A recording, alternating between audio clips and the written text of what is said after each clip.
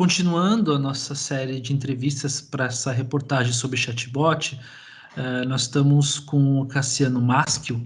Ele é diretor de marketing e comercial da Inbenta, né, que é uma empresa muito importante, né, no desenvolvimento de chatbot e tecnologias de comunicação. Tudo bem? Tudo bem, Cassiano?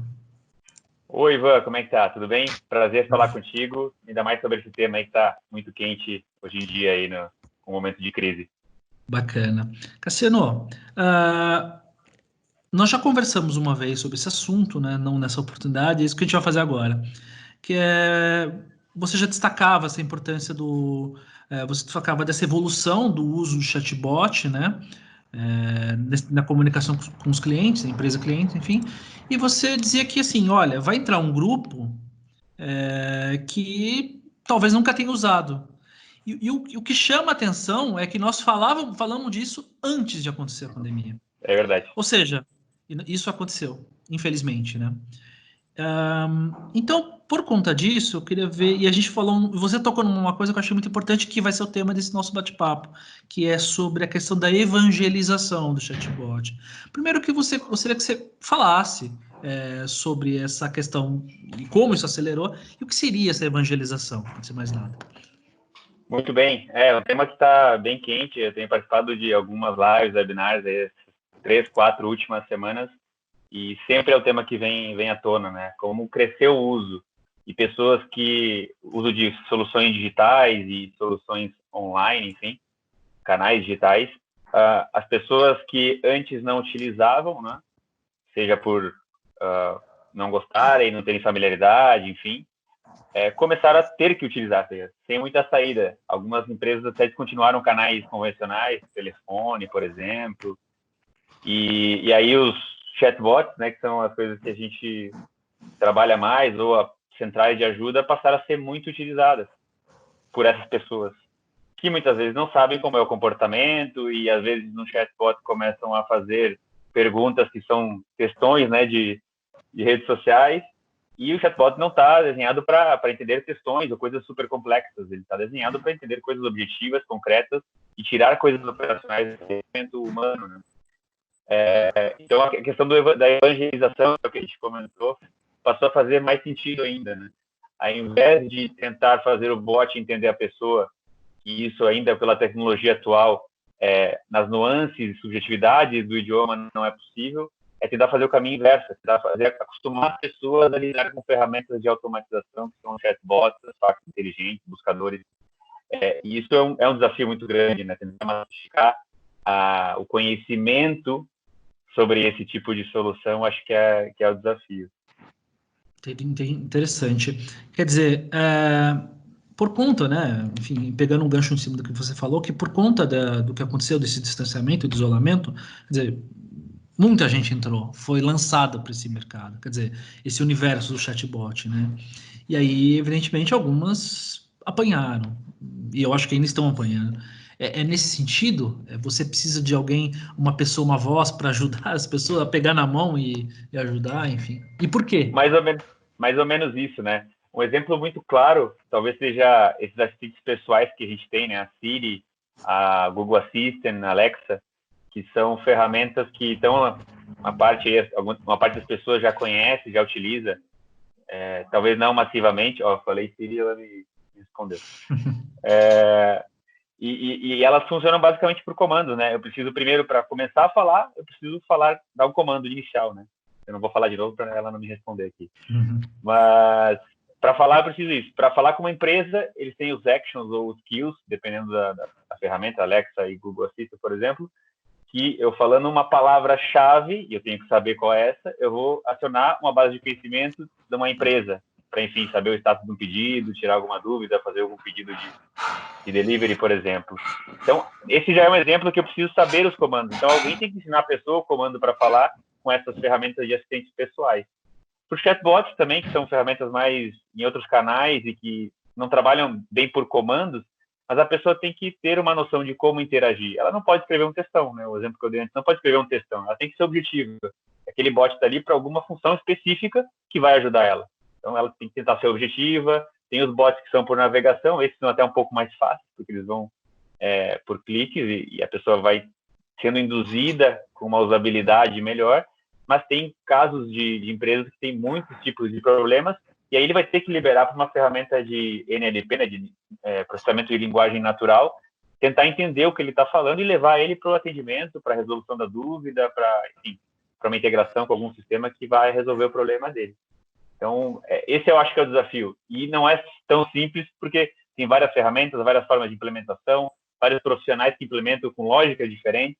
Então, acho que a figura do evangelizador, por um lado, é muito importante, e talvez as empresas e as pessoas e equipes que desenvolvem esse tipo de solução também têm que pensar em tentar padronizar o máximo possível, né? Acho que isso vai ser também importante desse lado para popularizar mais ainda o atendimento para pessoas que hoje não utilizam ou utilizam sem sucesso.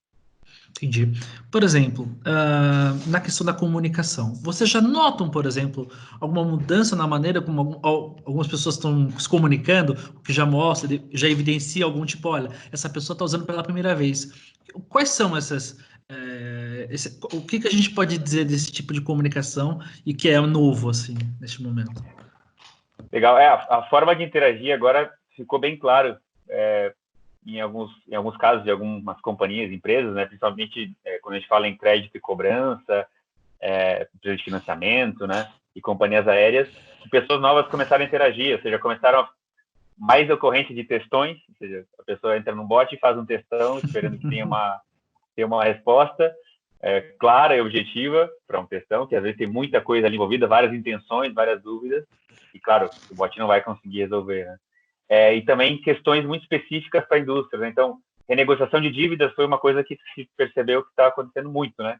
E é bem condizente com o momento. E o legal é que os bots, as ferramentas, elas estão registrando isso. E as empresas conseguem tomar medidas, né, para criar conteúdos, criar esclarecimentos a partir dessas interações. Isso acho que é o mais legal também. Uma ferramenta automatizada, geralmente a pessoa se sente mais aberta para fazer questionamentos que talvez falando com uma pessoa ela não teria. Acho que isso é um insight legal que a gente está tendo agora com esse momento. E até porque a gente está recebendo pessoas novas, né? Pessoas que antes não utilizavam. Então, isso eu acho que é legal. E também questões de cancelamento, né? Então, várias indústrias estão sofrendo com isso, né? Com churn de clientes. E questões de cancelamento também. Como a empresa pode tratar a questão de cancelamento? Ela pode oferecer, por exemplo, uma prorrogação de contrato sem custo, alguns meses sem custo, tem algumas empresas que estão colocando também o stand-by, assim, alguns contratos e depois pode continuar, até proativamente, né? Enquanto não estiver utilizando a academia, você não vai precisar pagar, depois começa automaticamente, quando reabrir a academia, a pagar. Então, são ações legais e que esses insights dessas ferramentas de automatização trazem, né? E isso é muito bom. Interessante. Você destacaria alguma outra questão que mostraria a importância da gente ter de novo um evangelizador, por exemplo, para o pessoal mais velho, de 60 anos, enfim, e que de repente também deve estar usando nesse momento também. Existe algum desafio para ela que você já tem notado, enfim? Sim, acho que o principal, assim, a gente vem discutindo de ferramentas, né? A figura do evangelizador existe, algumas empresas têm na sua equipe aí, mas geralmente está mais focado para a própria indústria, né? Então, para desenvolvedores, para pessoas que já mexem com tecnologia. Eu vi pouco ainda esse movimento para pessoas que não... Discutimos essa semana com a equipe de marketing sobre como chegar nessas pessoas. Eu não vejo uma maneira tão simples, já que elas nem utilizam muito canais digitais, né? Uma das formas que a gente pensou é, eventualmente, utilizar influencers, né, que abordam determinados nichos de mercado. As pessoas estão falando com esse público já. Seria uma forma legal de chegar nesse público, né? Fazer eles entenderem a importância do objetivo e tirar aquela lógica de, olha, chatbot não serve para a empresa reduzir custo e evitar o contato comigo. Não é isso. Nesse momento de crise, principalmente, se provou, olha, as empresas não são capazes de escalar o seu atendimento humano 3, 4, 10 vezes de uma hora para outra. Não é possível. Ninguém vai estar preparado para isso. E aí o chatbot sim consegue fazer isso. E sim consegue resolver uma boa parte desses problemas que chegam nesse momento. Então, talvez a utilização de canais tipo esse, por exemplo, os influencers, e chegar em canais convencionais é mais difícil, né? Chegar fisicamente para ensinar essa pessoa a utilizar é mais difícil. Então, como essas pessoas já começaram a utilizar, talvez o YouTube, redes sociais, chegar por aí pode ser um caminho legal, né? Já que já é um canal digital e é um canal onde se pode atingir uma massa maior de pessoas. Interessante. Bom, aí tentando pegar e entender se de repente existe a necessidade de evangelização de quem, em tese, já está evangelizado. E por quê? Assim, por exemplo, nós temos pessoas que já usam, né, e acham que já dominam. Mas eu não sei. Você acha, por exemplo, que efetivamente o consumidor ainda tem muito a aprender, os que já acham que já sabem, tem muito a aprender ainda sobre esse chatbot? Enfim? Eu acho que tanto eles quanto a gente tem muito a aprender, né? Eu vi uma notícia ontem que o WhatsApp agora finalmente estava liberando os botões para utilização. Antes disso, agora os casos que tem WhatsApp sempre são com números tipo URAs, né? Digite 1, 2, 3 para aquilo.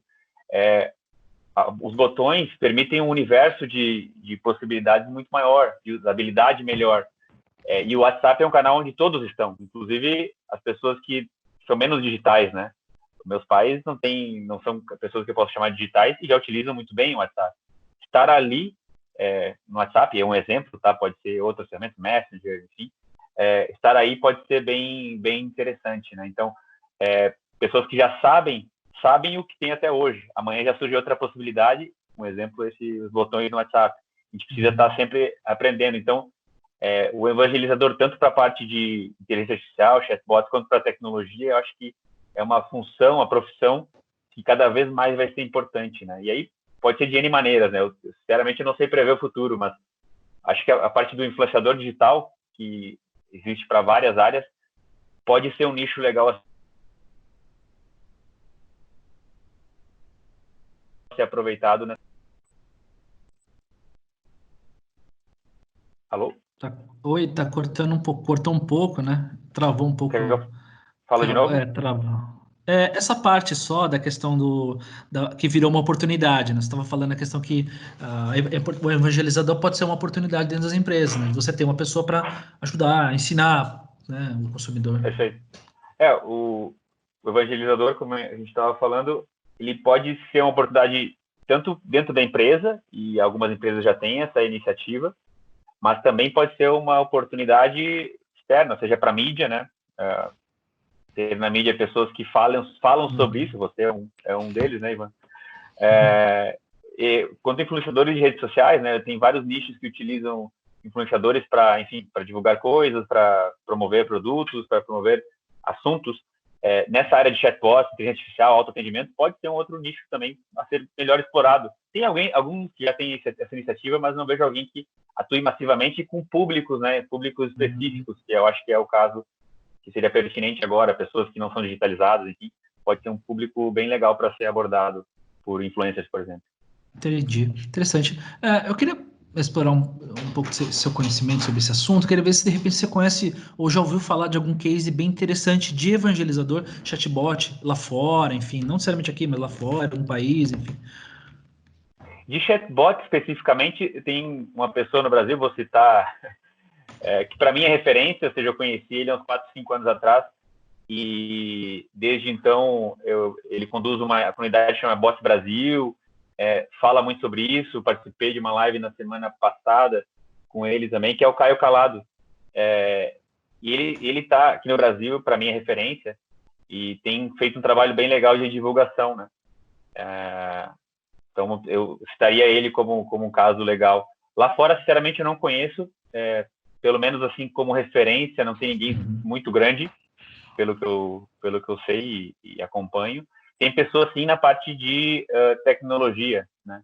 E aí, dentro de tecnologia, abordam em certos momentos a parte de chatbots.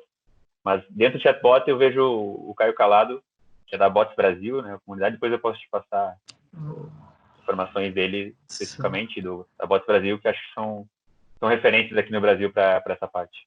Legal. E você tem algum conhecimento de alguma empresa que faz isso muito bem? Enfim, tem, sabe? Ou aqui ou lá fora?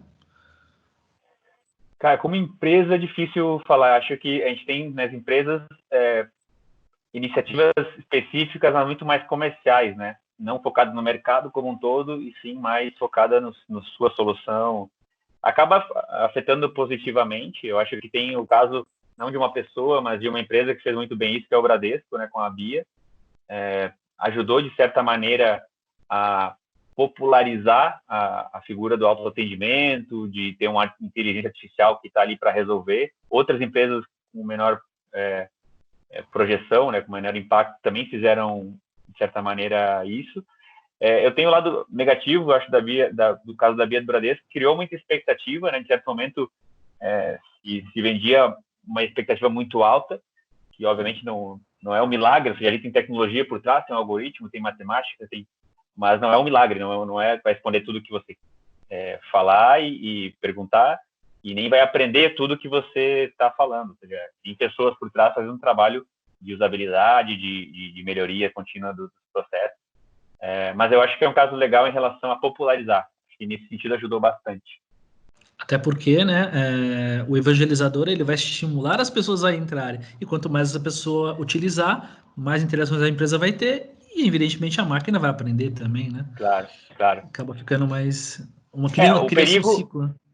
O perigo é criar expectativa e daí incentivar a pessoa a utilizar fazendo questões, que é o que a gente falou antes. Então, eu acho que teria que setar a expectativa de uma maneira realista e não nem acima nem abaixo. Acho que esse é o desafio. Interessante. Bom, para a gente concluir aqui, então, Cassiano, eu queria que você falasse um pouco, assim, bom, evidentemente que muita coisa acelerou neste momento, né, principalmente quando se fala de tecnologia, né, enfim, aqueles projetos que diziam de 2, 5 anos, talvez tenham reduzido para 1, ou até menos. Eu já vi, por exemplo, pessoas no mercado nessa minha jornada dessa entrevista, dizendo que projetos que estavam sendo 2 meses tinham feito em 1 mês, enfim. Eu queria que você falasse um pouco dessa questão do chatbot, assim, como é que pegou tudo isso em vocês aí dentro? Afinal de contas, veio uma enxurrada de coisas, de pedidos, como é que foi isso? Sim, no primeiro momento teve muita atenção que antes não estava sendo dada de clientes aos projetos atuais. Foi impressionante, assim, de um dia para o outro, muitos clientes deram muito mais atenção, porque perceberam que, olha, se eu não investir no autoatendimento agora, eu não vou ter braço para atender, eu vou gerar insatisfação, não vou conseguir atender meu cliente. Isso foi o primeiro movimento. O segundo movimento também foi questão de dias, né? 2, 3 dias isso primeiro e depois na sequência o segundo. Foi de muito interesse pela ferramenta, né? Então a gente recebeu muitas solicitações de proposta, de reuniões. Sim, essa foi um impacto, assim, para nós, infelizmente é uma crise que está afetando negativamente muitas empresas, mas para nós, nesse caso, foi bem positivo. Assim, um plano que a gente para daqui 2 trimestres, não, vamos colocar agora porque virou prioritário. Então, a gente sentiu isso também até hoje. Ou seja, diariamente a gente recebe muitos pedidos. Eu fico brincando, faço 8, 10 reuniões, eu não sei como estou conseguindo tanto tempo para fazer reuniões durante o dia. Porque... Não, mais lives, né, com jornalista. Também. Maravilha. Pô, Cassiano, mais uma vez, muito obrigado por sua atenção. Você sempre, quando a gente pede, você sempre está solícito aí, consumidor, enfim, né? E, pô, espero ver numa próxima oportunidade. Foi um prazer, Ivan. Muito obrigado aí pela atenção. Um abraço aí. Vamos nos cuidar nesse período aí. Vai passar logo a crise.